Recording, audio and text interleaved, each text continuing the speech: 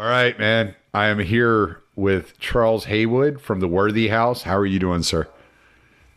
I'm doing great. Pleased to officially meet you. Officially.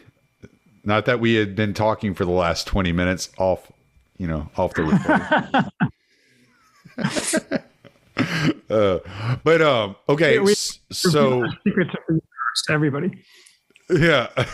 So Gord introduced me to you, and I feel kind of bad because Gord introduced me to you the other day, and I realized after a few days that Pete had told me about your podcast like 8-9 months ago. It was like, you got to check this guy out. Like, it's really good. And I never did. And so now I'm like catching up on everything. I'm like trying to go back and listen to all this stuff and act like I didn't miss anything, which is, a load of bull. But yeah, no, Gord has introduced me to a lot of really interesting people to talk to. And I was really excited when he introduced me to you, and I started looking at what you're doing with your podcast. I was like, wow, this is really good stuff. So tell my audience a little bit about that. Sure. I write at my site called The Worthy House, which originally started out as a book review site. And I originally started doing book reviews back in 2015, 2016, because I have a bad memory and I can never remember the books that I read. So I figured if I wrote some book reviews, then I would fix the books in my memory. So I put them on Amazon, I put them on Goodreads, and apparently they were very popular. I mean, they accomplished the goal, which was fixing stuff in my memory. I still don't have a good memory, but at least I can remember the names of the books I wrote now, or the books I read now. And then but a lot of people were very interested in it, and Amazon in particular. I got a lot of comments on my reviews and so on. So my wife says one day, she's like, well, why don't you have a blog? I'm like, baby, no one wants to read my stuff. I mean, a blog is, it's kind of a vanity project. People would laugh at me. They'd say, look at that guy. He thinks people want to read his stuff. But she persisted, and as essentially 100% of the time, my wife is correct, and I usually come around to her way of thinking. She has to be subtle about it sometimes, but it always comes around to her way of thinking. So I started The Worthy House in 2017, something like that. I've added audio narrations and so forth. And that's the primary vehicle for my book reviews, which are, as always, partially book reviews and partially my own thoughts, which I use the book reviews as a vehicle for, as a coherent whole. That is, I try not to repeat my thoughts from book review to book review. And I try to select books that fit into a coherent whole rather than reviewing 6 books on the same topic. Because at some point, the books may be different and they may each add value, but I can't really add value to other people by talking about the same topic and through 6 different books. The good thing, too, I started the blog because I got up to reviewer number 31. I was the 31st ranked reviewer on Amazon out of like 100 million. And then they nuked me because of my, I said things they didn't like. I'm actually sued Amazon, and then I lost that for procedural reasons, actually arbitration. But allegedly, I threatened them again with a lawsuit, and they have agreed to reinstate my reviews. So hold your breath. Maybe I'll be back on Amazon. It doesn't really matter at this point because the primary vehicle, of course, is just the blog and its various manifestations. Gord had actually told me about that, and I was like, oh, I want to talk to him about that. So were you working for Amazon at the time, or were you just reviewing things in your own time? No, I always review things on my own time. And the Amazon review system is a little bit weird. First of all, they don't pay much attention to their book reviews because they're not really a book site anymore. Of course, They sell cheap Chinese stuff. That's their business model. And their primary problem with reviews is basically fraud. People sellers paying for fake reviews and gaming the system and so on. They don't really care about book reviews. Someone just noticed that my book reviews were politically incorrect and nuked them. But it's really a secondary thing for Amazon. So no, I didn't work for Amazon or get paid for Amazon or anything. I just placed them on Amazon, and people can upvote them. That's how you get ranked as a reviewer. I had like 50,000 votes or something, whatever, 100,000. I can't remember. It doesn't really matter. But the point was that it was a way of distributing my thoughts. People liked it. There you go. So Amazon is not the way you paid for that gorgeous bookshelf behind you. No, so I used to be a mergers and acquisitions lawyer. I'll give you the thumbnail Charles Haywood biography without too much detail. I'm from Indiana, where I live now, but for several years I went to law school, and then I went to work for a law firm in Chicago in the late 1990s as a mergers and acquisitions lawyer. And then I quit that, came back to Indiana to start a business. And the business I started made shampoo. Well, shampoo, hair styling products, beard styling products, those kind of things. A contract manufacturer, so for other people's brands. See, you have a very luxurious beard. I appreciate my wife won't I use one of my listeners' products, actually. Which one? They have a business called gentleman'scave.net. Uh-huh. And I use theirs. And they have this really, really gorgeous smelling stuff. My wife calls it an aphrodisiac, and which makes me buy it even more. It's vanilla and tobacco flavor, like scented. It's really nice. I really like it. And it smells like the classic Neanderthal, like just so I love that. In the hair care, or more generally the personal care industry, fragrance is incredibly important. I do not have a good, what they call nose myself, but some of the people who I worked with had an excellent sense of smell and were able to pick these kind of fragrances because, as you say, it can make or break something, along with marketing. Marketing as an aphrodisiac is, I always say, probably a good way to market men's products. That's how Axe sold all their products, right? Yeah, well, to a younger demographic, I guess. I ran that for 15 years. I mean, it became a pretty big company, and I sold that last year. And so that I only last year did I started operating under my actual name. I used to just operate under my first name. But when I sold that business, I basically had enough money to become a gentleman farmer, have some bookshelves. I did actually, years ago, I actually also ran a bookshelf making business, but those I did not make it. And then now I'm a gentleman farmer. I won't tell if you don't. These are very nice. As you can tell, they're much more fitted. And got the crown molding and stuff. Then I could probably do this, but it'd take me a year to. Is it oak? It is oak. It's beautiful, heavily stained. Yeah, it's gorgeous. So it's very nice. This is the room and this which we use both as my office, and you can see there's you probably can't see it. There's a gas fireplace behind me, and so in the winter, my wife and I sit here with our daily drinks. It is locking sliding doors. Shut the kids out.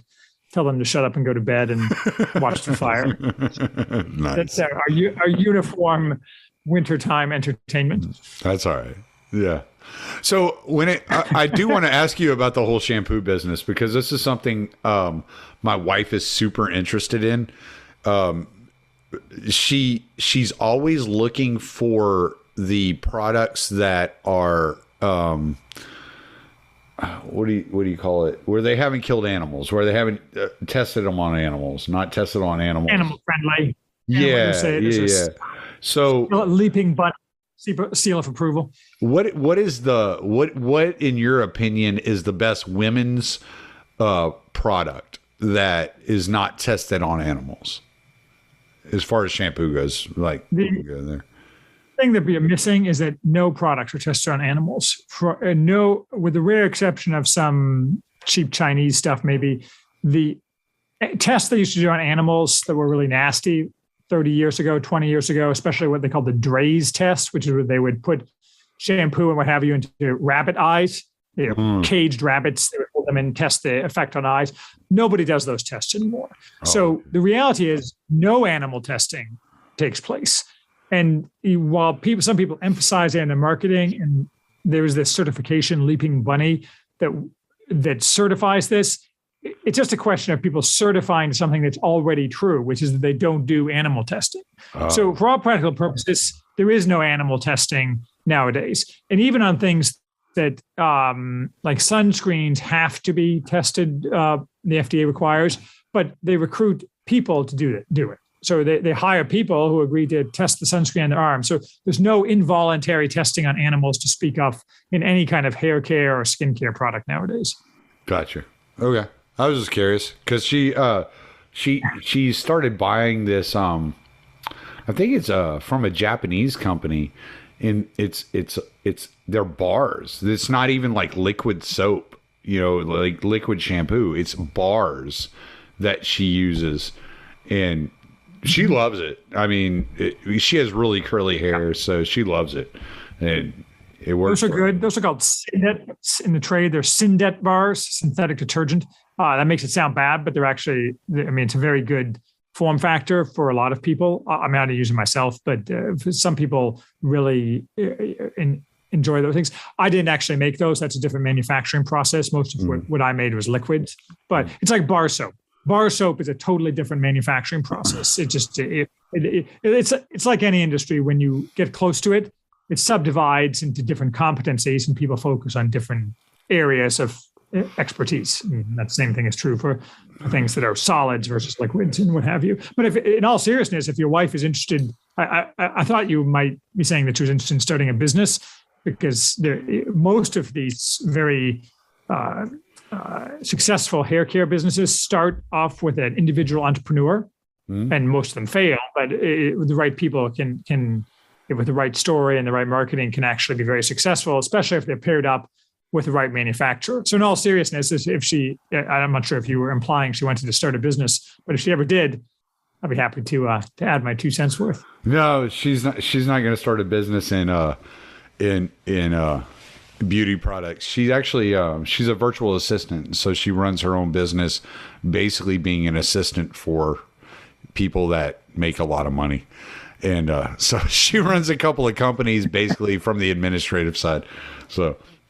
But if anybody out there is interested in a virtual assistant, we are looking to expand. So there is always that. But, no, she's just really interested in this stuff. And I just figured I'd ask about it before we dove into the meat of the conversation here. Okay. So, all right. So, no, I asked you on because I wanted to talk. You had a podcast, and I know it was based off of, I want to say it was off of one magazine article and another small article. Now, I couldn't read the magazine article. I couldn't get it to upload to my phone for some reason. So I wasn't able to read that. But you were talking about the ascent of a new Caesar is basically what the idea is. And you're going through what that entails and what it means. So let's intro into what a new Caesar may look like and what are the causes of a new Caesar. Because I know a lot of my audience are going to be terrified of the idea of a new Caesar.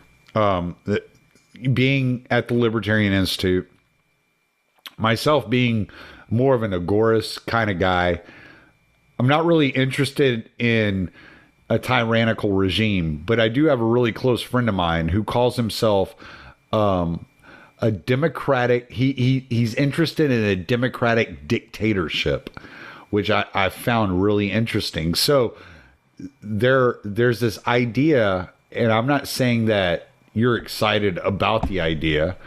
Actually, the more I listen to you, the less I think you're excited about the idea.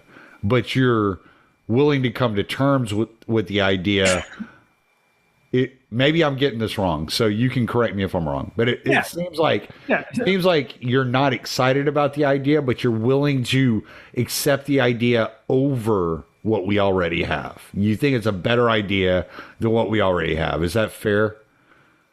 I think, yes, generally it's fair. I think you never know what you're going to get. In the Forrest Gump sense, life is a box of chocolates, right? So you never, with a Caesar, you don't know what you're going to get. A Caesar is a radical solution for a radical set of problems. That is, when you've reached the end of the road in whatever your current structure, regime, society is, a Caesar is, for lack of a better term, traditional way to create a new system. But a Caesar is not necessarily a tyrant. In the ancient kind of Greek typology of regimes, tyranny and monarchy are sides, the obverse and converse sides of a coin. A monarchy is a government by one person, one man, which is well run, and a tyranny is a government by one man, which is poorly run. So you can have a Caesar who is not a tyrant. And in fact, the original Caesar and his successor, Augustus, in the Roman Empire were not regarded as tyrants at all, but they weren't. It was a new structure of government where the structure was preferable to both the chaos and the kind of decayed structure that existed before. And so, to take it, I don't like historical analogies being used as determinative. That is, people talk about Rome. This happened in Rome, that happened in Rome. That's interesting, but it's not determinative for our time. Our time is obviously very different. But just to take an example, our current government is huge, intrusive, doesn't answer to anybody except bad people. It certainly doesn't answer to the average person or to the people as a whole, and is basically a monstrosity. So if Caesar comes in, Caesar could take over that government and just run it for his benefit and make some changes. That would be very bad. But on the other hand, a Caesar who came in and created a government that was narrower focused and basically got rid of much of the elements of our current ruling class and government, a government, as I say, of unlimited means and very limited ends, would be a huge improvement. I mean, yeah. I think most people would trade our fake democracy for someone who actually ruled in a way that benefited the majority of people and installed the rule of law. So a Caesar isn't someone who, an arbitrary tyrant necessarily. It can be an arbitrary tyrant, but a Caesar just at its root just means someone who rules by himself and creates a new set of political structures. Those can be good or bad. Right now, we have total crap. So let's roll the dice and get something and hope we get something better. We could get something worse. I don't dispute that. But, got to take your chances at some point. Okay, so you don't like the historical analogies, but I'm going to throw one out there at you here in a second, because what I think. Okay, so me and a friend of mine were discussing your episode on the ascent of a Caesar, and what he's came away with was that an American Caesar would look like Putin, right? And what I came away with was you're less interested in a Caesar and more interested in a Constantine, which I guess technically you could label as a Caesar, like I guess on a technical aspect, but that was kind of a different era. Yes. Well, I'm happy to talk about history endlessly. I don't mean to dismiss historical analysis. No, I know you're not. I know you're not. And so, but I'm definitely in both instances, I'm putting words in your mouth. Like, it's nothing you said. Yeah, no. It was just takeaways. It was just the way we were reading into what you were saying. I think both are variations on a better system. Constantine isn't a true Caesar because a true Caesar, in my definition, and your mileage may vary, is someone who upends the existing system.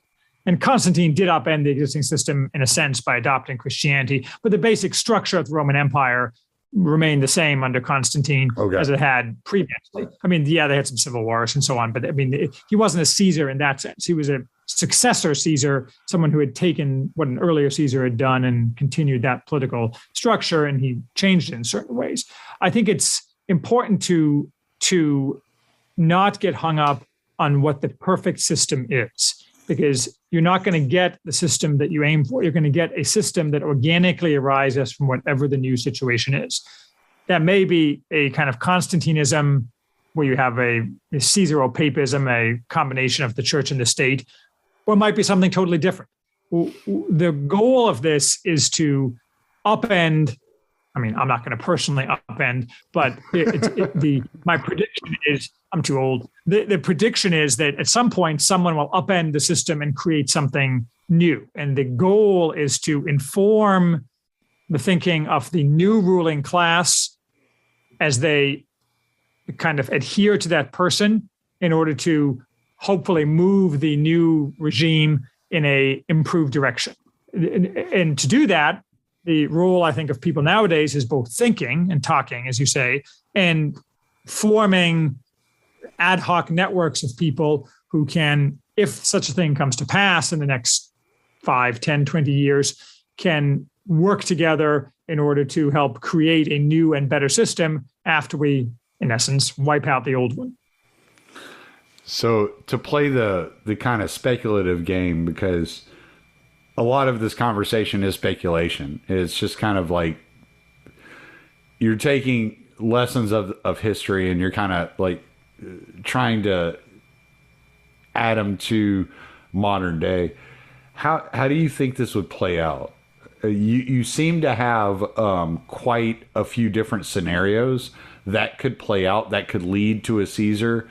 And I don't even know, you didn't even sound sold. And so just to make it clear, you don't sound sold that is the ultimate end here, that you're just saying one potential outcome is that a new Caesar could come to power. And it's something that people should be prepared for, that it's something people should look at, if I'm understanding you correctly. Yeah, I think that's absolutely right. I mean, many possible futures exist.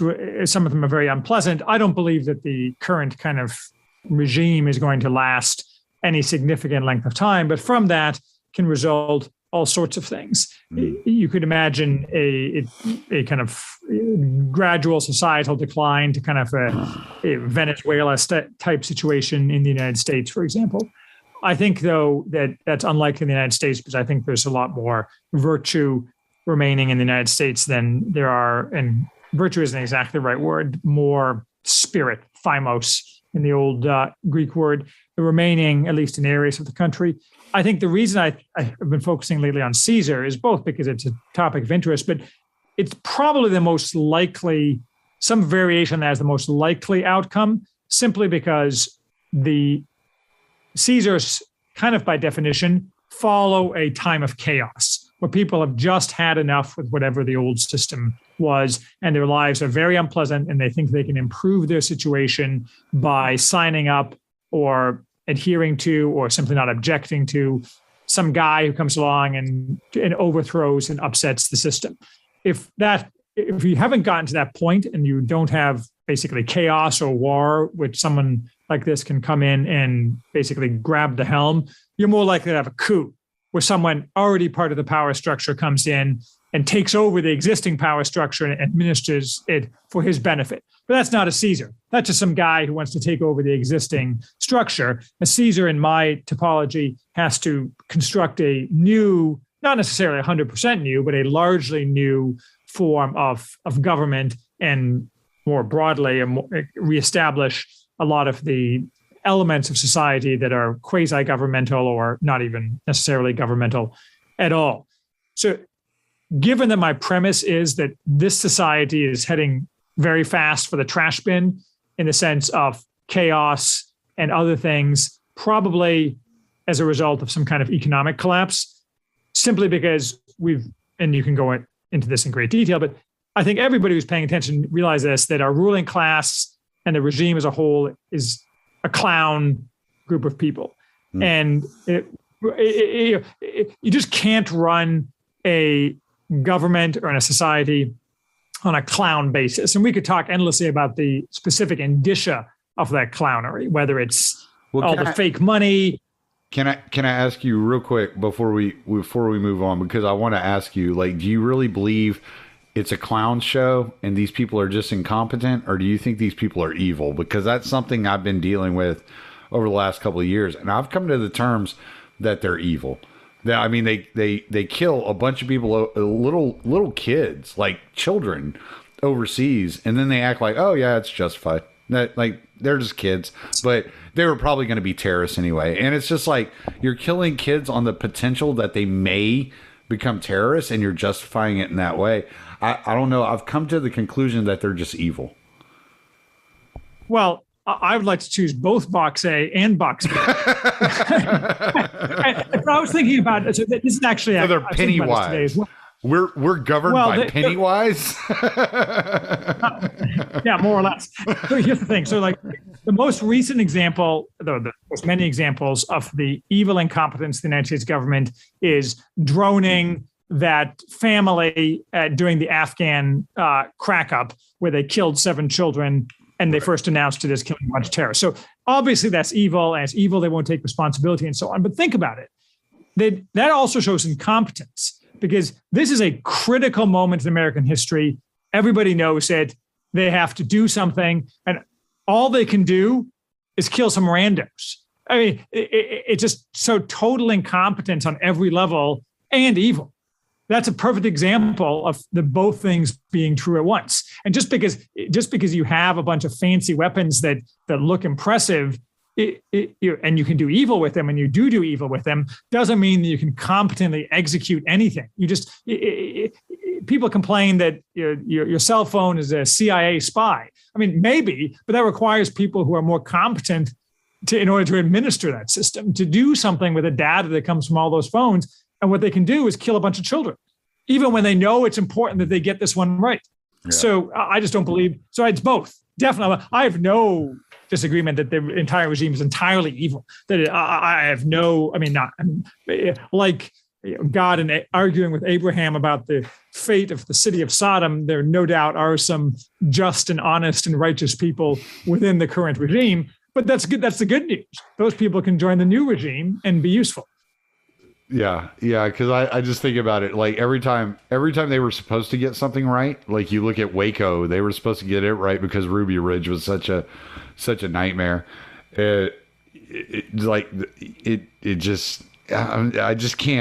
I can't imagine them. And maybe it's just because I'm not that incompetent. Like maybe that's what it is. I'm measuring them up against the wrong standards, because I was like, I can't imagine y'all being that big of morons. Like, I just can't imagine it. And then for decades justifying, the action. And that, I think that's what gets me is even when they find out they did something wrong, they don't be like, yeah, we made a fucking mistake there. No, they just justify and justify and justify. And it's like, okay, like you got to be evil at this point. I think that's a perfect example. You think it can't be that way because you can't imagine yourself behaving that way. And normal people who are a mix of good and evil and a mix of competent and incompetent, because everybody can't imagine themselves doing the things these people do. But these people aren't that way. That's why they're in the government. They're basically everyone gravitates to something that interests him. And people who work in one relation or another for the regime have a certain set of characteristics on average. But I will say, I did see that thing. I tried to stay off Twitter, but I fail frequently. There was a thing circulating, a TikTok video put out by some apparently F-35 female pilot, like shaking her booty in front of her plane on TikTok. So these are the people who are administer our military.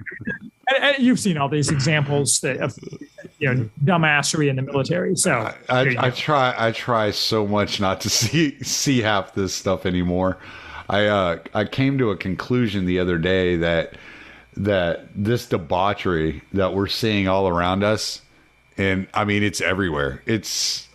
Whether it's nurses or it's just insanity. And I'm just like, in the 90s when I was growing up, none of this stuff would ever pass. These people would have never gotten away with this stuff, And as bad as things like Waco or Ruby Ridge were in the 90s, which were horrible instances, the things that are happening today, I'm just like, I can't even imagine it happening. It's just, I just don't even know what to say anymore. So that's kind of what attracted me to your whole idea of a Caesar, because it's like, okay, you got one guy that is taking ownership and is responsible, and he's passing down through legacy this ownership to his children. And when you take ownership of something, you treat it a lot differently than if you're renting it for 4 years. Yeah, I mean, this is Hans Hermann Hoppe's, I'm sure you're aware, whole point about democracy, that a monarch is incentivized to take care of his property.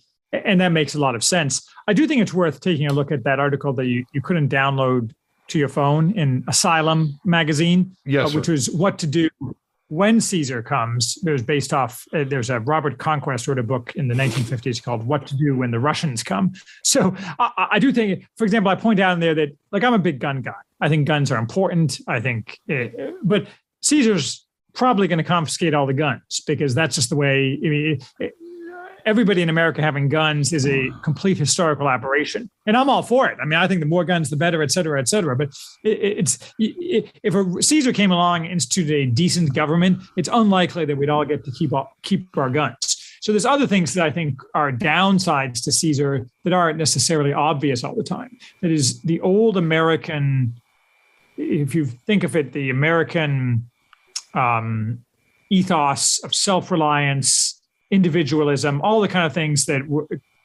people used to think constituted America. It's hard to imagine exactly how that would exist with a Caesar, because by definition, with Caesar, power flows downward rather than upward.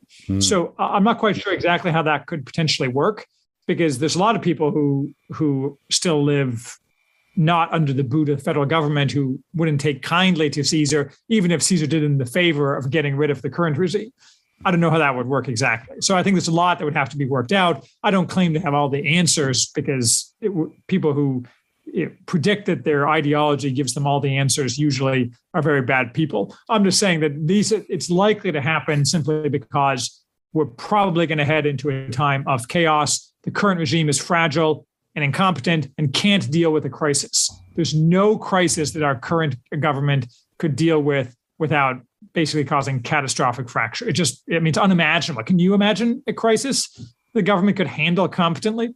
No. I couldn't imagine just a basic, paycheck they could handle competently. But so, here's my thing. And I'm probably maybe I'm just more cynical than you, and that could be the only real difference that's going on here. I think you're talking about Caesar possibly confiscating guns. I think they'll all be confiscated before the potential of a Caesar comes to power. I don't think that the American people are there.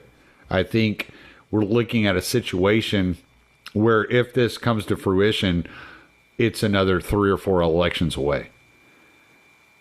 I made a comment, and I was talking to Pete about I think it was Pete. I was talking to somebody about this. I'm not going to, I want to say it was Pete, but it may have been somebody else. But I was looking at that image of Kathy Griffin. I think that's the comedian's name, that was holding the fake Donald Trump head bloody.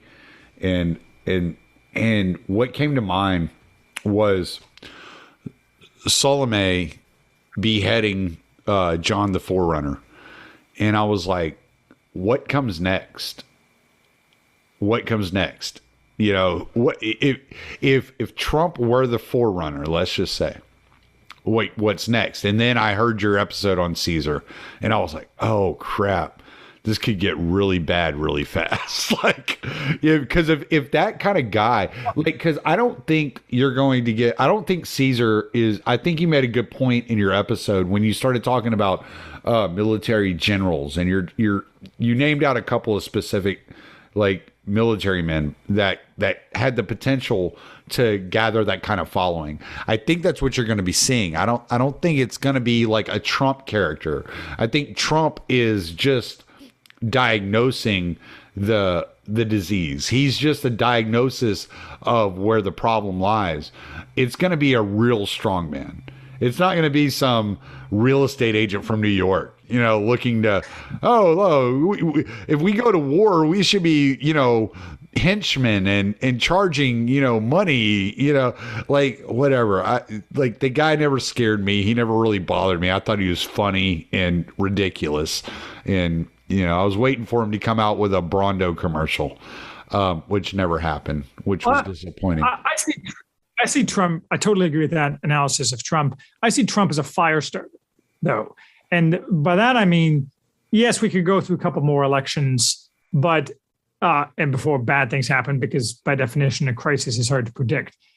But I keep coming back to this historical examples, or several historical examples, what we see in the modern West is that the left tends to start conflicts, open conflicts, when they see the electoral movement going back against them in a very strong way.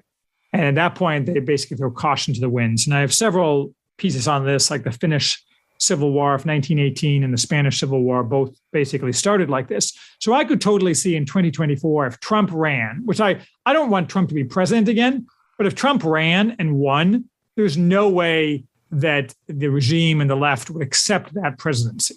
I mean, they would be certain to start, immediate. I mean, I honestly think we'd be instantaneously dropped into at least a low level and maybe a high level civil war if Trump won the presidency, simply because they couldn't process that. So when I say crisis, I mean something like that.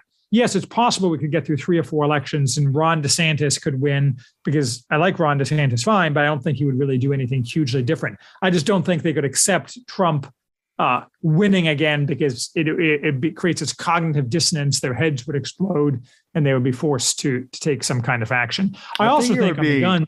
I think it would be a Michael Flynn kind of guy. Maybe. I think it's someone yet to be announced, someone young, 30s, 40s, maybe. I mean, not 1930s.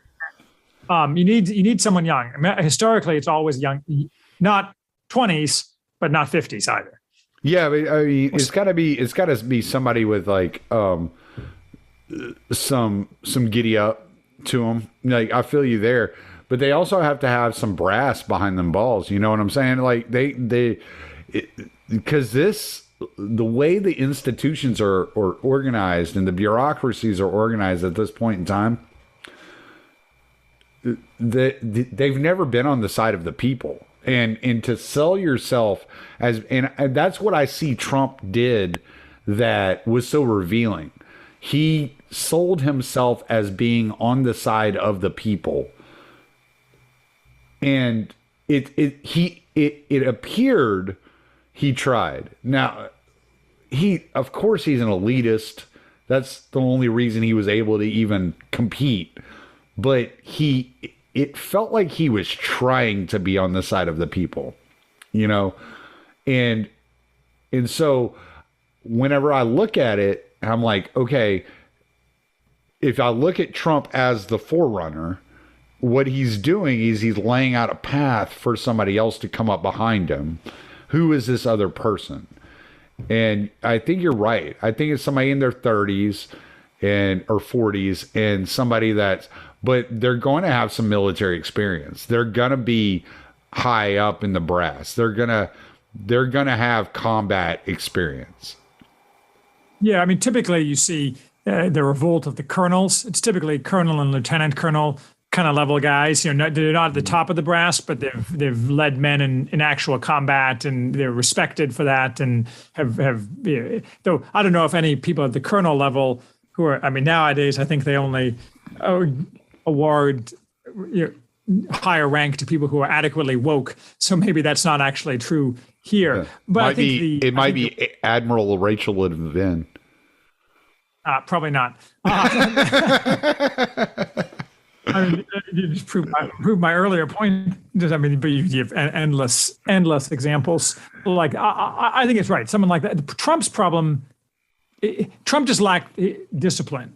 Right. You can't not. You have to have discipline. And he also had the eternal problem of evil counselors. I mean, I knew we were screwed back in 2016 when I read that right after the election, or maybe it was right between the election and the inauguration, Jared and Ivanka had spent a week on David Geffen's yacht in the Adriatic Sea. I mean, David Geffen is a regime toady and a generally bad person, and the fact that Trump's closest advisors are hanging out with him in a crucial time period does not say anything good about them. I mean, David Geffen is not the kind of person we want to have influence over the United States government, but it's obvious that's the kind of person they want to spend time with. They didn't want to spend time with truckers or doing a Chris Arnatti thing, walking around different towns to see what it was like. That's they want to hang out with the beautiful people like David Geffen. So you can't have advisors like that. You have to have the right advisors.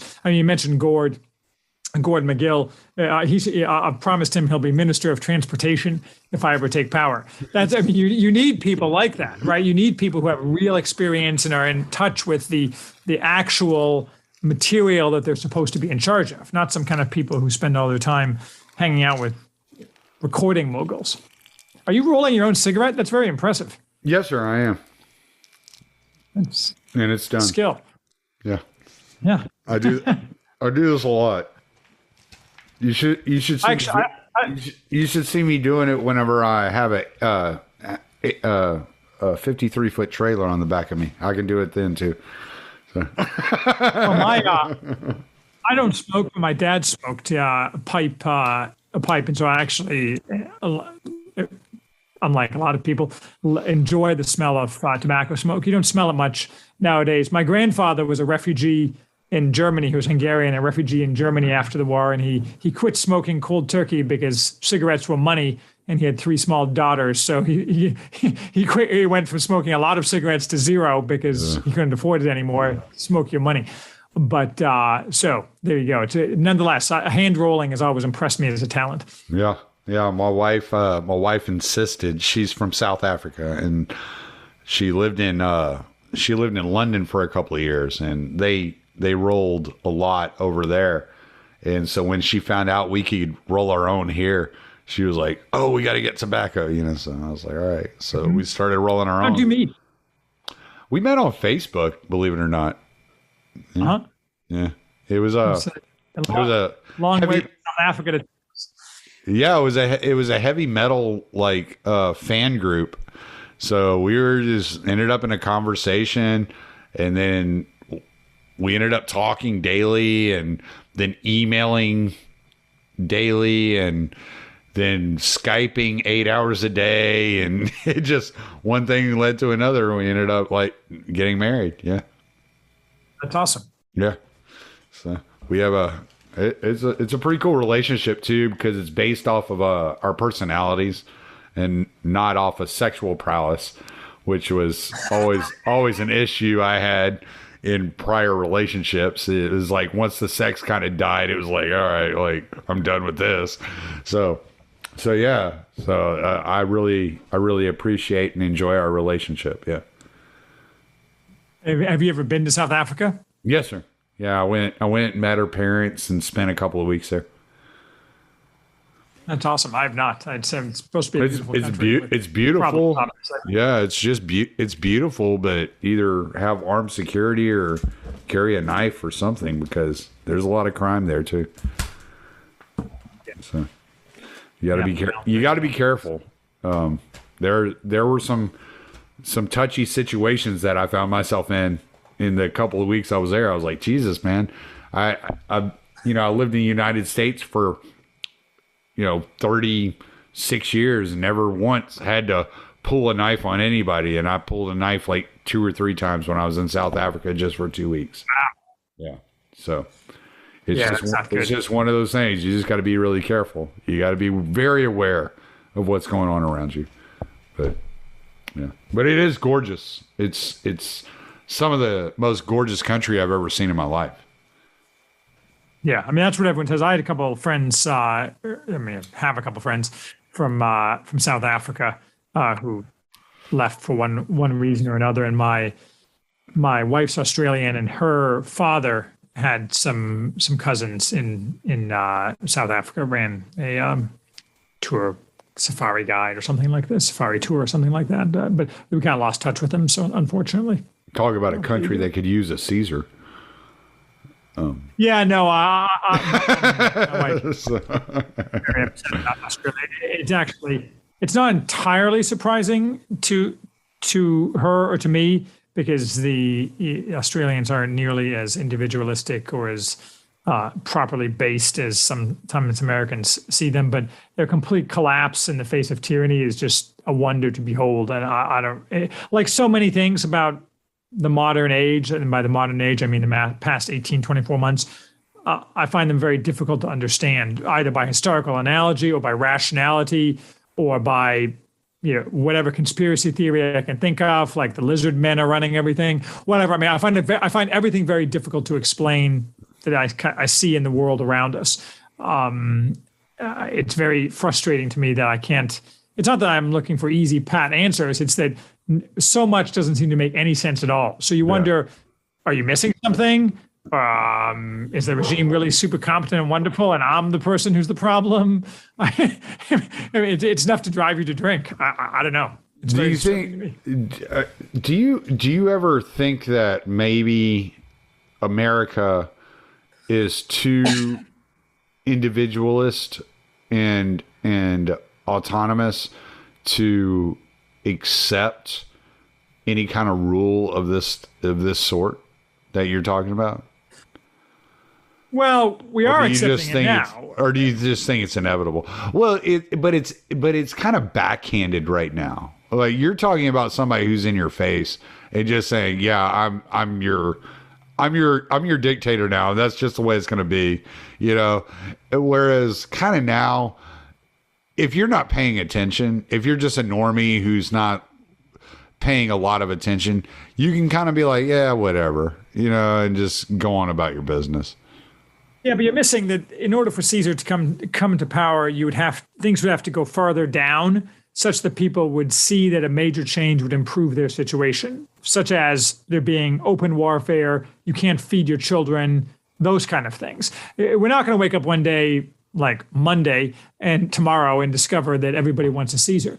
But if things were going poorly, which they will go poorly, people will be more willing to countenance it.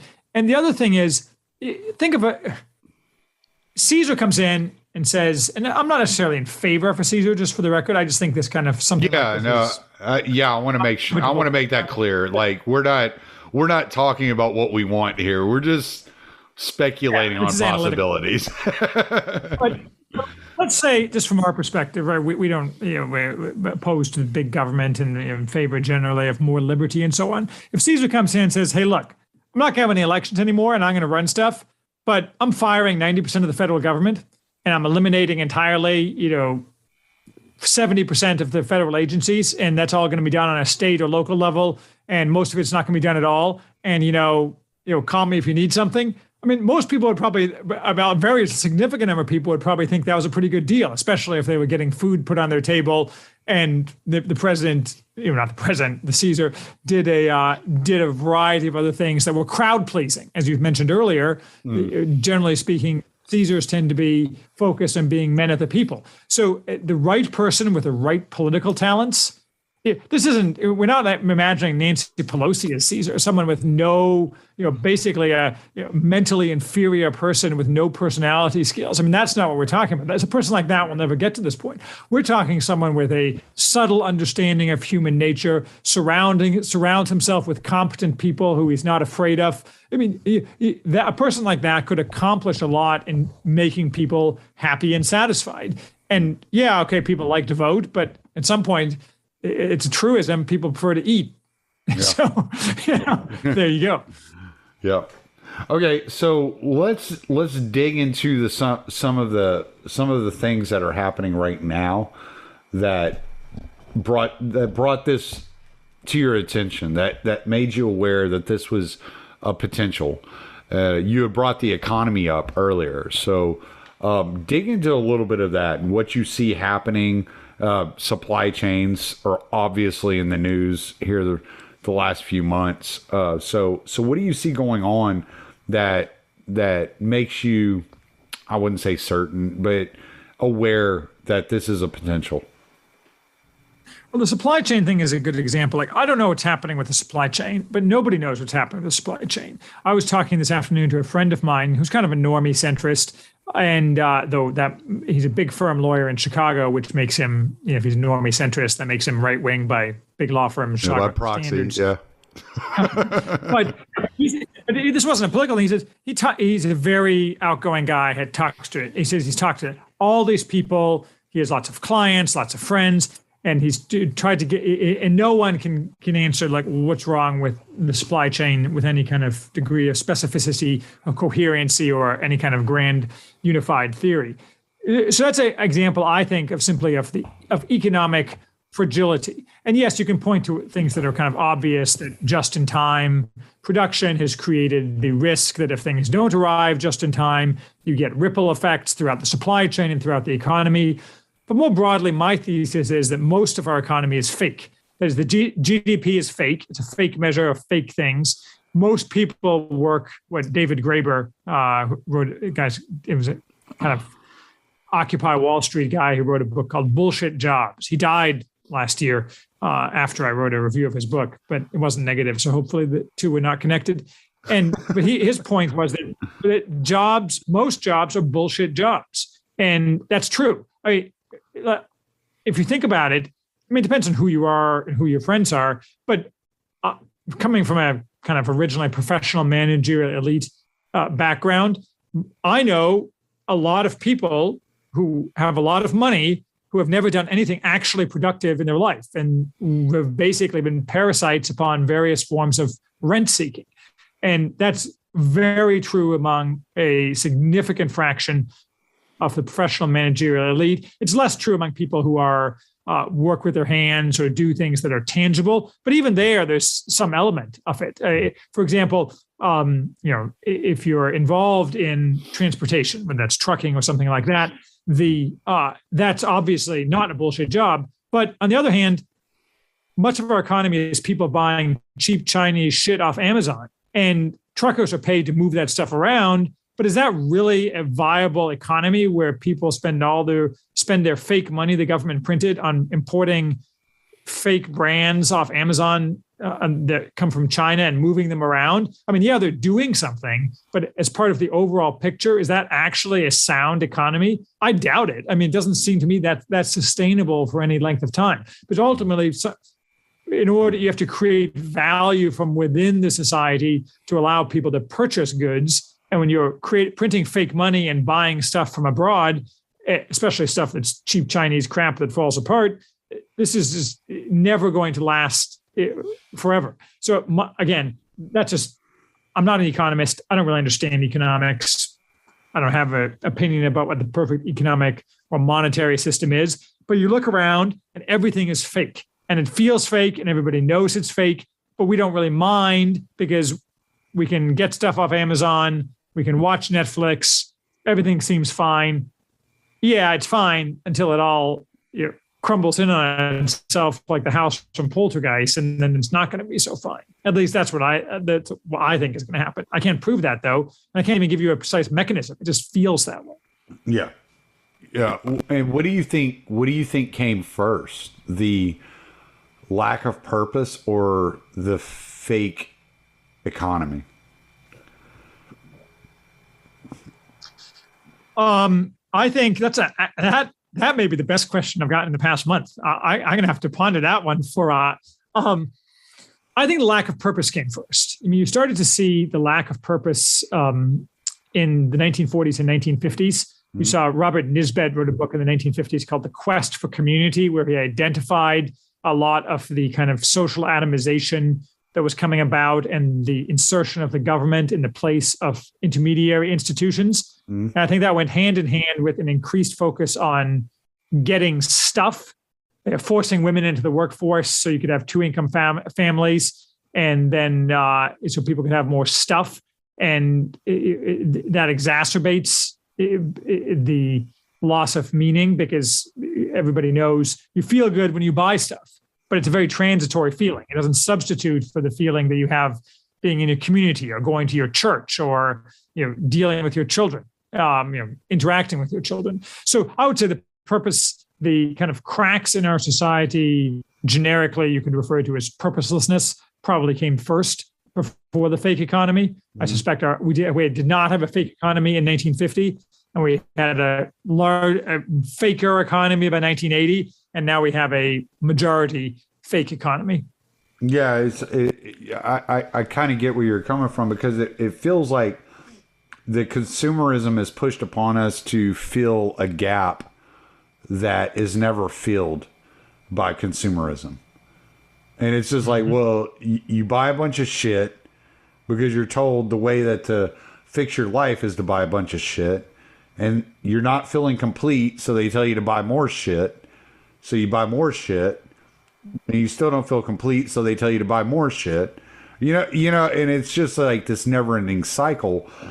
And if there were actual purpose or meaning involved in your actions, then when you took those actions, there would be some sort of fulfillment at some level.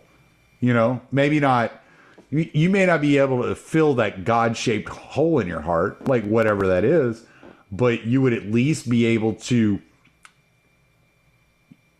You would be able to get beyond 2 days before you're trying to fill another void.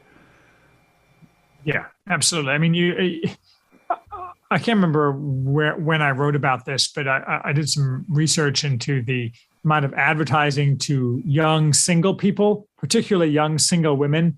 But the tenor of a lot of this advertising is you don't need to get married. You don't need to settle down. You should make more money and buy more shit, and that'll make you happy. And we all know that when you reach your 30s or 40s and you haven't gotten married and you have a lot of crap in your apartment, you're not going to be happy. I mean, that's pretty true for women.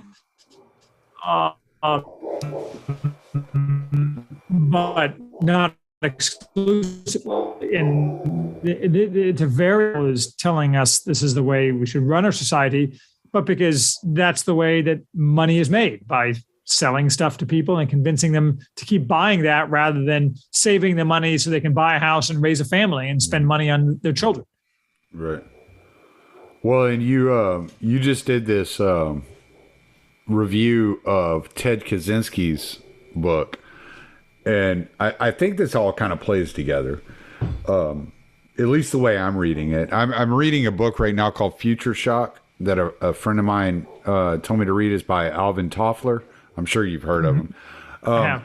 And so I kind of get the Ted Kaczynski feel from this book, Future Shock, where it's like industrialization has advanced at such a pace that evolution can't keep up with it. The evolution of human beings can't keep up with it. And so human beings are struggling to keep up with it. And so it creates this dynamic within the human psyche that we're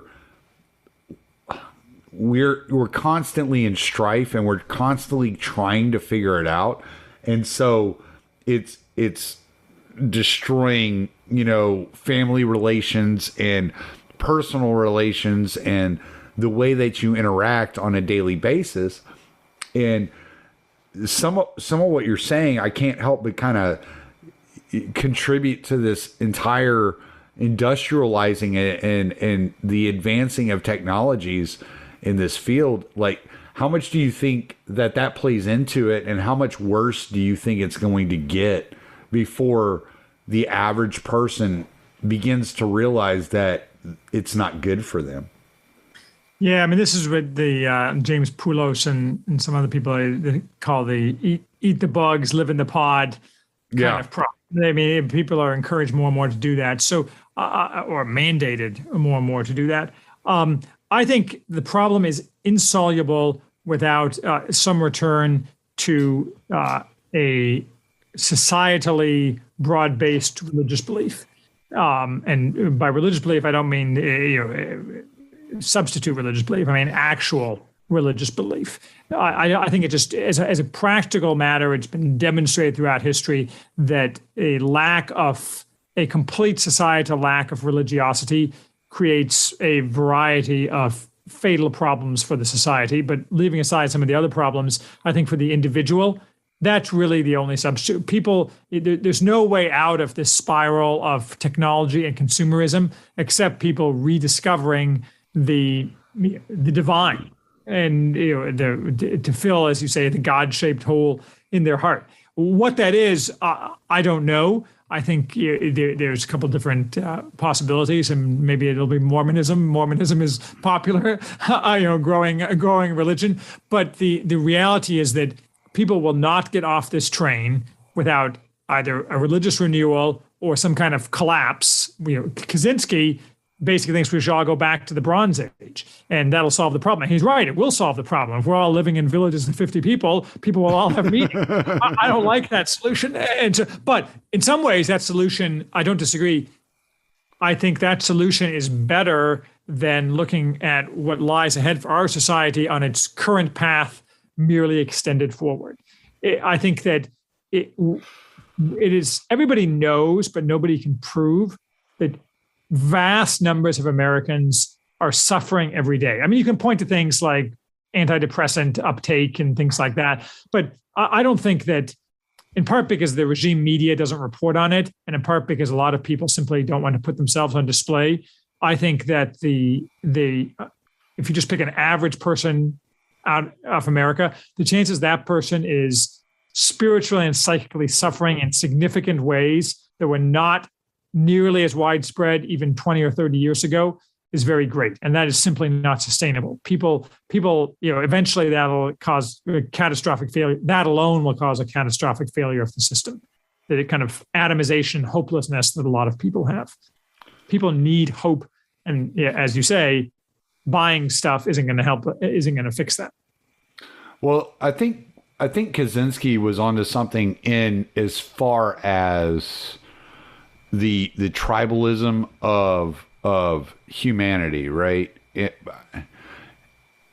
And maybe I need to read him a little bit closer, because the one thing I felt like he was missing whenever I was reading I've read his manifesto, and the one thing I felt like he was missing was that he didn't put enough emphasis on the relation of extended family and the familial relationships.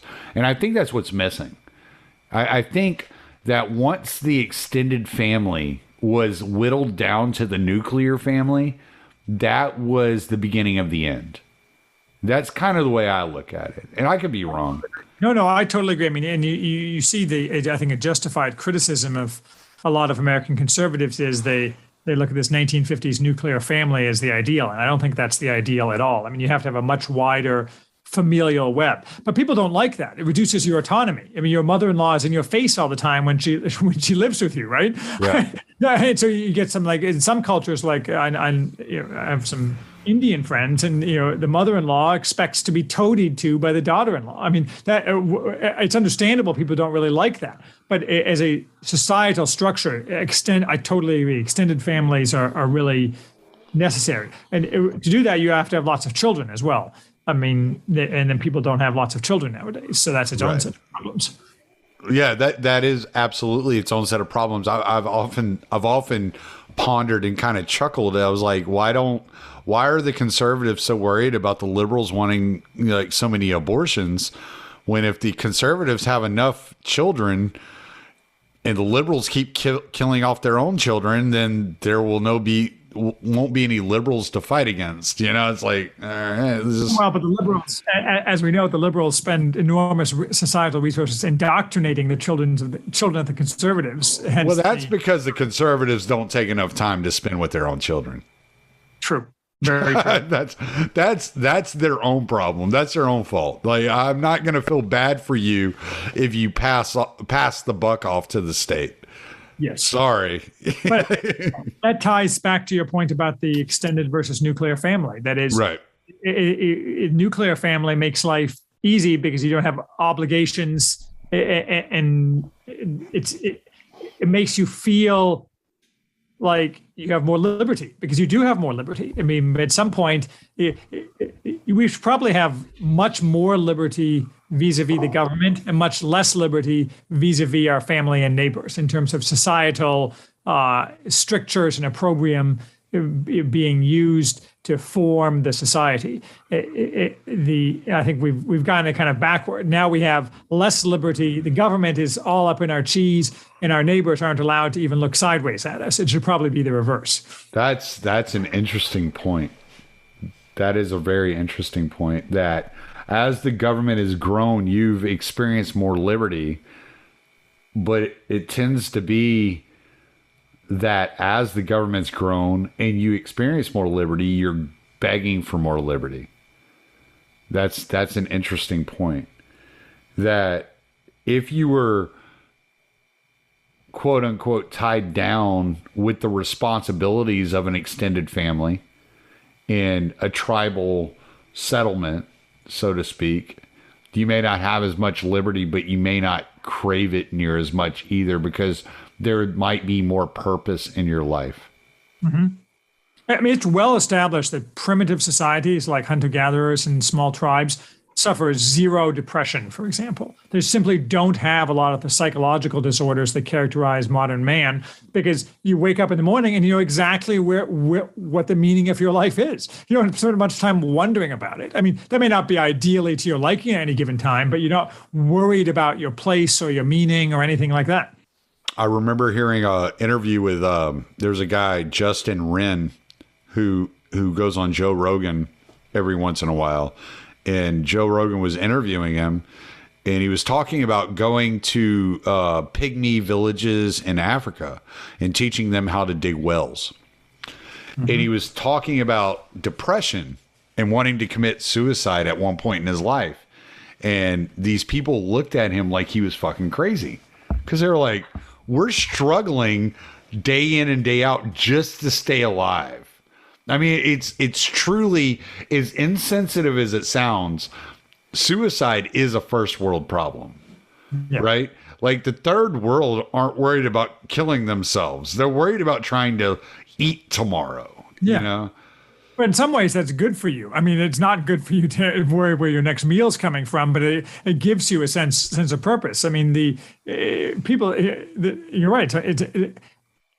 People used to commit suicide in the ancient world, or instrumentally, like, I'm trapped in this cave and I can't get out. Well, I guess I'm just going to hurry it up. I mean, that's a different kind of suicide than most modern suicides, which are fundamentally a mental disorder. Well, a lot of times the cave's in your mind nowadays. Yeah. We've never, and this is something, and you know, like, you and I, we kind of exchanged tweets the other day. I'm not going to say we had an extensive conversation, but I went to a divine liturgy last week for the first time, and you had commented on it, on me saying that, and this is something that I've come to realize, that the problems that were experienced in the past on a metaphysical level, we're just experiencing. Or they were experienced on a physical level, I guess, in the past.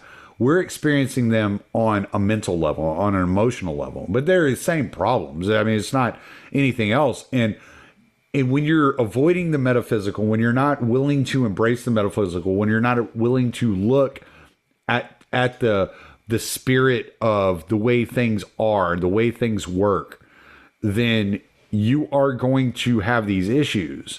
And a lot of people say, I wouldn't mind, like, getting your input on this, because a lot of people say, like, the more trouble you're going through, like, one of the things I hear that Orthodox priests say quite often in my studies is that God puts you through turmoil so that you will turn back and find him, right? One of the things I found is the more turmoil I was going through, the less I was willing to look towards God. And that it wasn't until I got to a place where I could see turmoil all around me and feel horrible about what I see around me, but be comfortable in my own skin, in my own place, that I was like, okay, let me see what this battle is all about. And then I was willing to really objectively kind of, like, zoom out on the entire thing. But as long as it was in my face, I was just reacting and fighting, right? It wasn't until I got to a place where I was like, I'm kind of comfortable, and I'm looking around and going, wow, I feel horrible for that person, and I know this is coming down the pike, you know, like, and I feel horrible about that, like, that they got me to a position where I was willing to really examine the existence of a God. Yeah, that's very interesting. I think everybody's different. That is, I think you see some people who turn more towards God when they're really down, when they're the end of the world. And I think that Sorry about the dogs. I think you see people who are. I think it tends to be the people who are more have a more intellectual approach to religion, who have are more attracted to finding God when as you say, things are not in turmoil for them, at least not to the same degree as a guy who's at the end of his rope. I mean, it's hard for me to say exactly because I've been very fortunate in that I have kind of glided through life without having any catastrophes happen to me. This interview is over. And as you know, I converted a couple of years ago to Orthodoxy. Yeah, do you mind telling us about your conversion? Not at all. I'm happy. It's funny. I noticed earlier you referred to, in the context of Salome, to John the Forerunner, and of course, John the Baptist is what the Catholics call him. John the Forerunner is what the John the Baptist is what the Baptists call him too. But I kind of like the idea. I like the idea of the Forerunner because he's setting out the path. Yes, and so that's kind of like what that's the imagery I was trying to set forth on the entire Trump thing, and not to say Trump is holy in any way, shape, or form. No, we can agree on that. John the Forerunner is a more prominent saint in Orthodoxy than in I think any other denomination. He's very he's way up there in terms of importance, and that relates to some of the kind of different emphases in Orthodoxy, which I'm sure you've discovered. Among them, a much more kind of what they call the Christ victor approach. That is the idea that Christ defeated evil much more so than I think Roman Catholics in particular tend to focus less on Christ's victory and more on Christ's sacrifice. But that's a kind of theological nicety. You asked me about our conversion. Well, the version of the story, basically, I was raised Roman Catholic and very Orthodox Roman Catholic, and I went to a Dutch Reformed, Calvinist elementary school. So I was interested in comparative theology at an early age because I'm an argumentative child, and so of course I told all my teachers that their double predestination was crap. And then I mean I always went to church off and on, but I mean my wife actually only got baptized before we got married. She was not raised particularly religious, and then eventually we decided, well, I think it's time. I like to say it was a deeper thing than this, but it really wasn't. That we really think that children should be raised adequately in a Christian environment. And so we went church shopping, and we looked at a couple of places, and the Episcopalians had become all, pinko woke. And so the Episcopalians were out. Our two oldest children were baptized in the Episcopalian church. And we went to a Presbyterian church for a couple of years. And that just started going, they got a new pastor, and, it wasn't so good. So we decided, I always figured that I might end up Orthodox, but to step from Roman Catholicism to Orthodoxy isn't actually that hard because you already, and I was always basically still Roman Catholic. The idea of saints, for example, or depictions of saints isn't alien to you as a Catholic in the same way it would be if you were a Baptist or a Protestant or right. An atheist. What is this idolatry? So we went to a local church. And it was fantastic. We just never looked back. We just did our catechumening, got chrismated 3 years ago on Palm Sunday, Orthodox Palm Sunday. And it's just been, I hate to sound kind of Pollyannish, but it's been just 100% fantastic all the time. I don't have any concerns or regrets. I strongly recommend it to everybody. I think there's an argument to be made that Orthodoxy is the coming thing, or at least a coming thing. I think the Orthodox should advertise. Literally, I think the Orthodox should have an advertising campaign. We're not megachurch. We offer a Christ-centered religion that doesn't toady to you, rather you toady to it.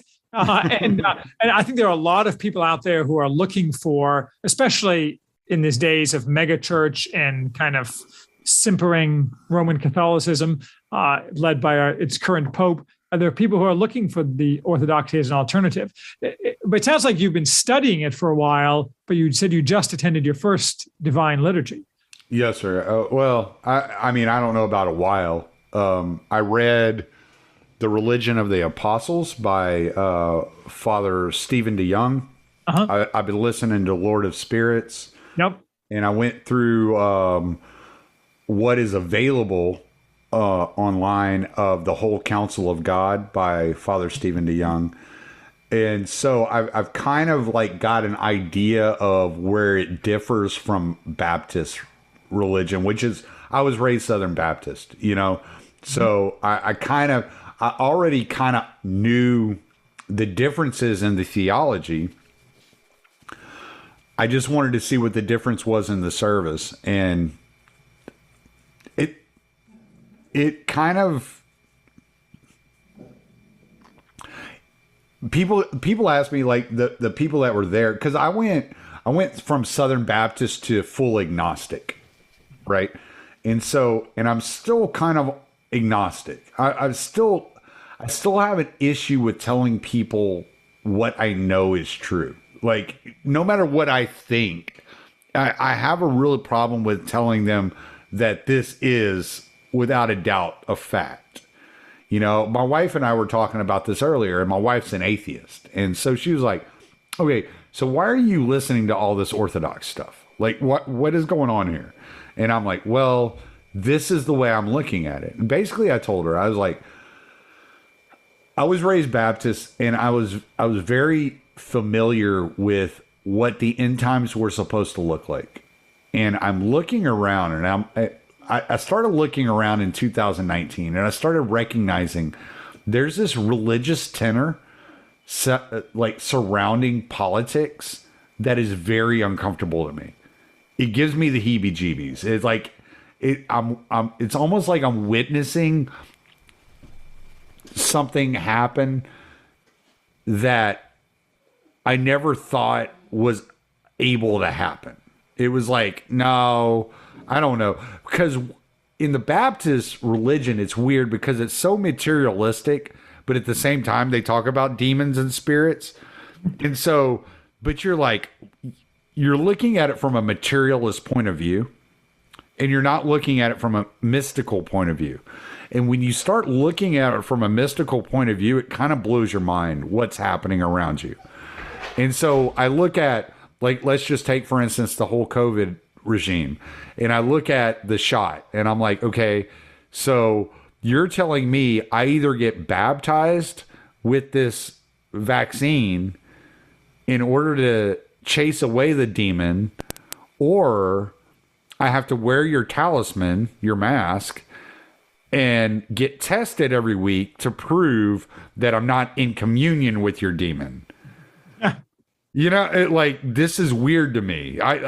This is very odd to me. Like, you are making this materialist thing into a religious context, and it's pushing against my individuality, which is making me want to contest you. So I have to find the best way to contest you. And I'm sure you've read The Fourth Turning. Yeah. Okay. So there's this idea that there are different stages of people, and the way and you go from the warrior stage to the peasant stage to the, political stage. Like, I haven't read it yet. I'm getting there. I've only heard little tidbits about it. It's right up there, but I was told I had to finish after Future Shock before I read that, because they tie in together apparently. Well, I don't know.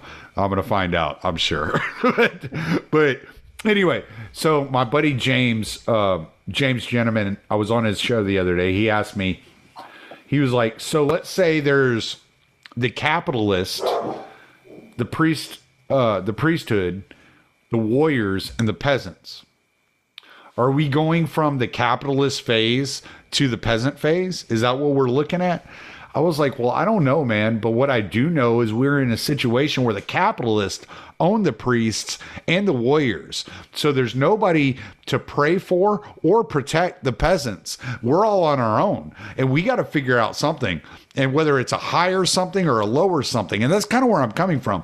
I'm looking for something in my life that I can say this makes sense, because everything I'm seeing over here is not, even though it's happening in a material fashion right in front of my eyes, There's something behind the scenes. It's happening on a different level. It's almost like a cosmic intelligence is creeping through like a brain worm into society and creating. And if that's the case, I have to figure it out. I have to know, right?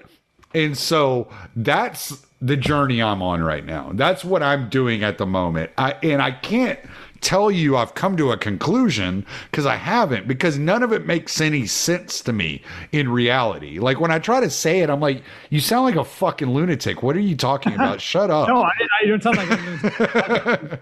I think one of the many good things about Orthodoxy, obviously, but one of the Orthodoxy doesn't purport to offer you all the answers to every possible theological question. That's much more common among Roman Catholics, that everything is very precisely delineated. There's a lot of things that are just regarded as mysteries by the Orthodox. That is, they obviously the Orthodox are offering the answer. I mean, they'll offer you a variety of things which are the answer. And about the nature of God, the nature of our future existence, and so on. But not everything is about making everything cut and dry. Some of it is just mystical. Some of it is just that being present. And the thing I always I kind of like a image I like most of all of Orthodox images of worship is that when you enter the divine liturgy, the conceit, that's not really the right word, but the idea is that you are actually not convening or beginning a divine liturgy. You are joining one already in progress, where the angels are there worshiping God and the people who have gone before us, the communion of saints. So you're there present, merely inserting yourself into an ongoing divine liturgy that's happening basically throughout eternity, rather than this being this discrete thing in time. It becomes a much more elongated, eternally, infinitely elongated whole. I find that image very compelling. This doesn't require you to spend an enormous amount of time thinking about specifically, why am I here? What am I doing? You're merely joining something that's larger than yourself. Now, some people aren't comfortable with that, right? You may be, Southern Baptist may be like, that doesn't work at all for me. I want to do personal interpretation of the Bible. I want to do this, that, the other thing. I mean, it's not going to work for everybody, but I think it's a sadly underutilized American religion, and hopefully that will change. People kept asking me, like, what did you think of it? And I was just like, it's just one of the most beautiful things I've ever witnessed. And I couldn't think of anything else, because it was the icons, though they're sitting still, they're window panes and paintings, but they interact with the liturgy. It's all acting together. And you're like, I was sitting there, and especially like, so they do like in the hour of prayer prior to the liturgy. Yep. So I got there during that hour of prayer, like right at the beginning of the hour of prayer, probably like 10 minutes into it. And I just sat there and listened to the prayer and just like stared at the icons.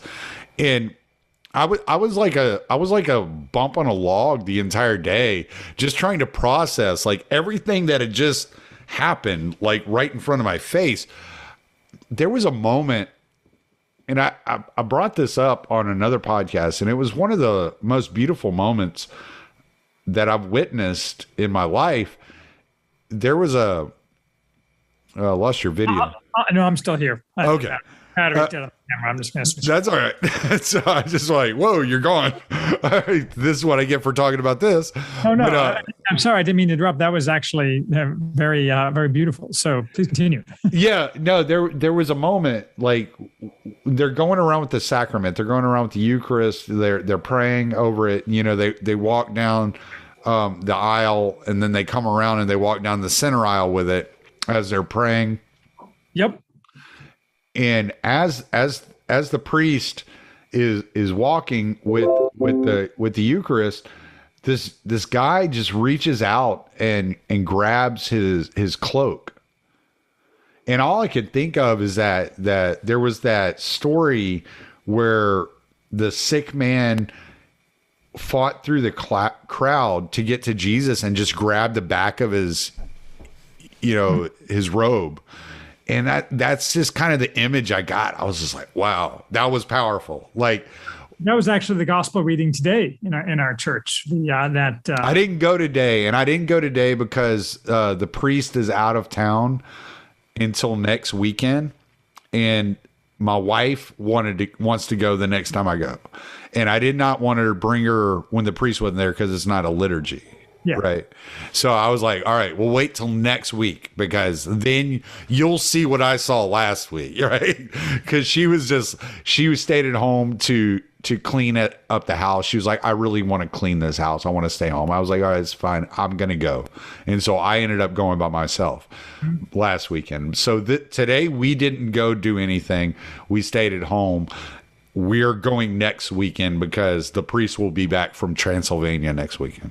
Oh, interesting. What branch of Orthodoxy is it? Is it? Romanian Orthodox? I want to say it's Greek. It's Saint Michael's Antiochian. Yeah, so Antiochian is not Greek Orthodox. It's Antiochian Orthodox. Okay. I don't fully understand it. It's just interesting. Yeah, they have a priest from Transylvania there. That would be more. I mean, well, he's not from Transylvania. Actually, he's from Chile. He always wanted to go to Transylvania for Halloween. So last weekend he got to go for Halloween. Yeah. So.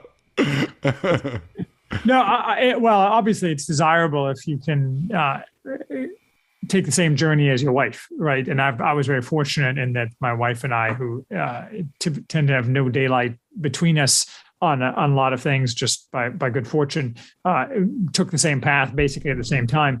I think and jointly, I think one of the many other benefits of Orthodoxy, you kind of evoke a kind of mystical feeling from the pre-liturgy prayer and the liturgy. I think that's very much true, and that's particularly true for people like me. Like, I don't have mystical experiences. I don't see ghosts. I have never been graced with the least kind of mystical experience of any kind whatsoever. So, and nor have I been in Orthodoxy. It's not like the icons talk to me or anything cool like that. But you do get a feeling for what a mystical experience is like. Someone like me gets a feeling for what a mystical experience is like from Orthodoxy, which I don't think you can really get in any other kind of, these Western religion. I actually have had mystical experiences. I used to search out like places that were supposed to be haunted, and there were times where I'd be with somebody and we would see the same thing at the same time and be like, oh, okay, that was crazy. Yeah, like things like that. There was a weekend. There was a weekend actually. It was one of the craziest things. There was a weekend actually. It was when I was still an over the road truck driver, and I was home for the weekend, hanging out with the wife, and we're sitting out on the front porch, and we're just hanging out, drinking beer, just bullshitting.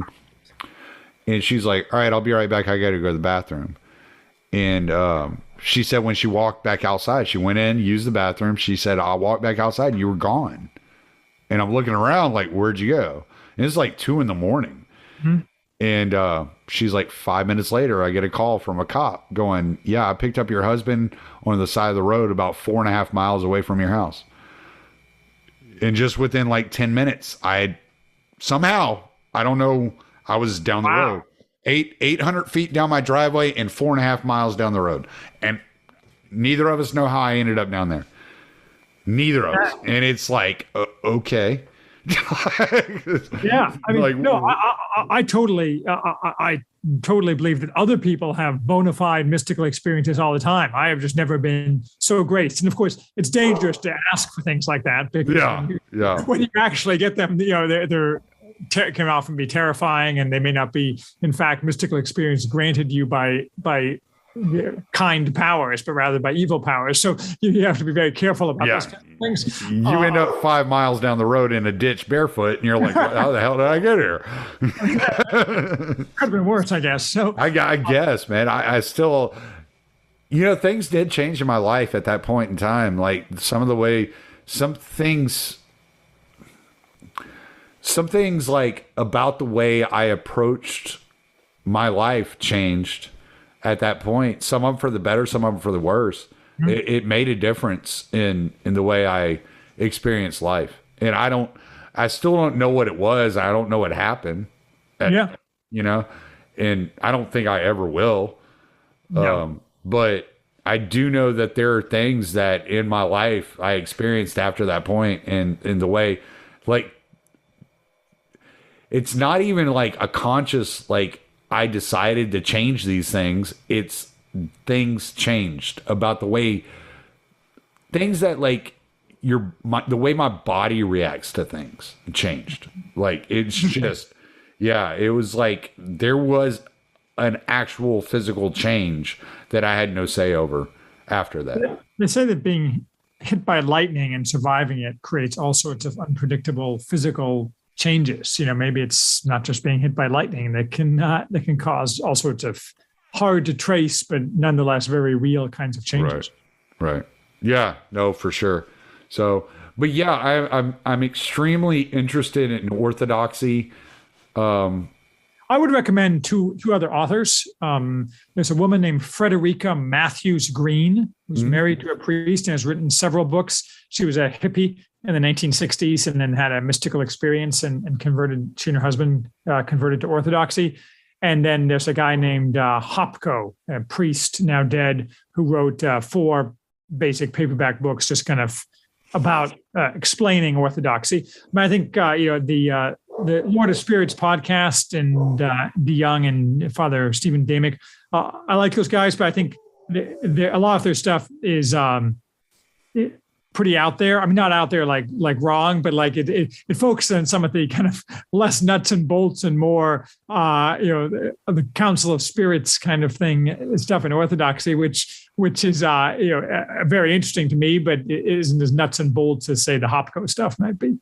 I really enjoy the whole counsel of God, because the way that Father Stephen DeYoung he approaches it is he's reading the Bible front to back and explaining, like, from obviously he's a PhD in this stuff. He's got speaks Greek and all that stuff. Oh yeah, he's got all kinds of knowledge, and I'm like, how'd you figure that out?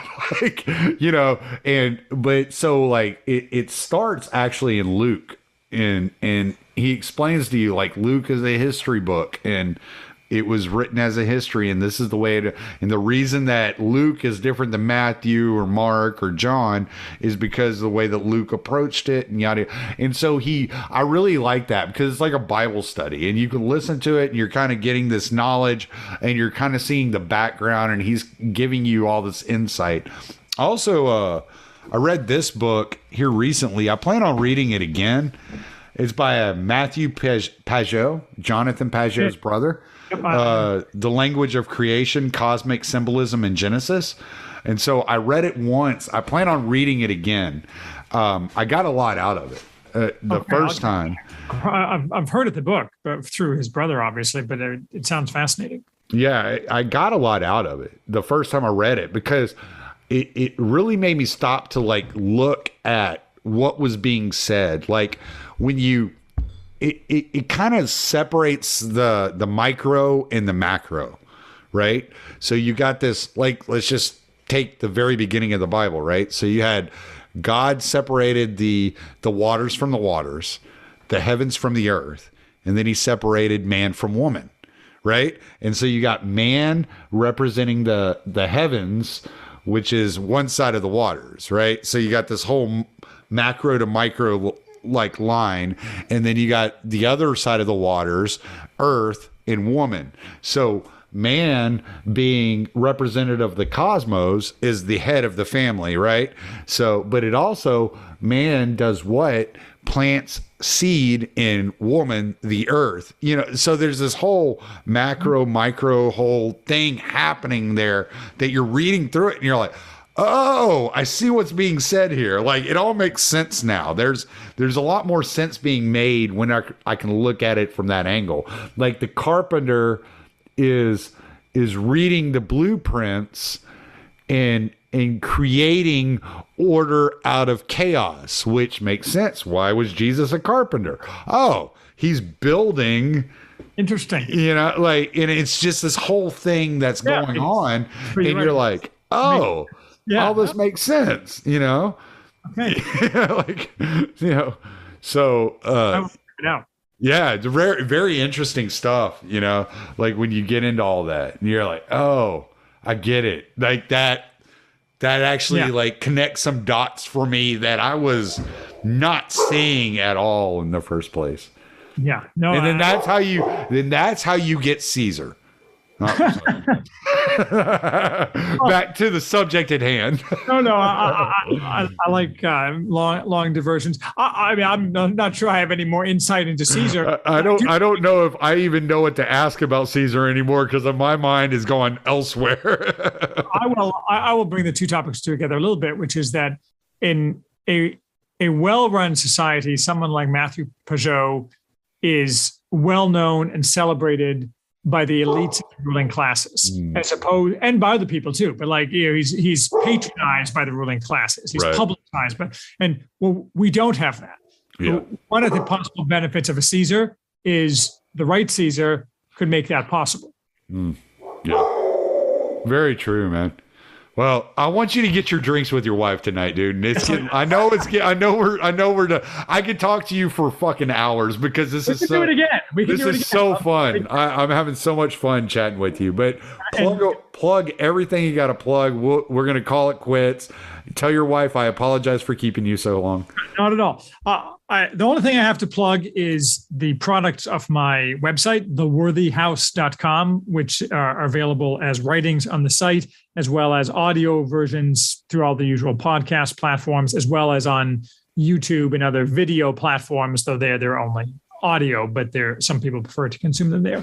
I write stuff, sometimes book reviews, often book reviews, and other pieces as well. I have had some pieces appear in third-party stuff, but most of the stuff is there, and links to that are always there. So if you like the stuff, there's about 500 pieces. I think there's close on 3 million words. They're aligned by or arranged by category. So if you like to talk about European history or war, you can go to those categories and go down the rabbit hole. All right, Charles, man. Thank you so much for dealing with me stumbling over words and trying to put thoughts together as we're talking. Because I am horrible about that. I should do like you do your podcast and have all my notes written out so I can just read it to you as I'm going. Because I'm the worst at like forming a sentence. But I had a blast. I really did, and I do want to do this again. I really do. I would love to. Here, not going anywhere. So, a pleasure, as I say, meeting you officially. All right, man. Well, you have a great night. Enjoy your drinks. Have a good night's sleep. Good night. We'll see you later, buddy. Talk to you soon. Right. Bye. Bye.